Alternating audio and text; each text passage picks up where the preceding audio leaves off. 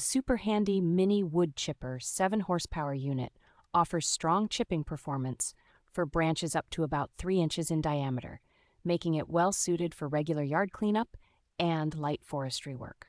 Its compact, relatively lightweight frame is easier to maneuver and store than many full-size steel chippers, yet it still feels solid and stable during use. The machine delivers an impressive material reduction ratio, turning bulky limbs, brush, and leaves into fine mulch that is convenient for composting or ground cover. A vertical discharge chute with an adjustable guide lets you direct the output where you want it, which cuts down on cleanup time and makes it simpler to fill wheelbarrows or piles neatly.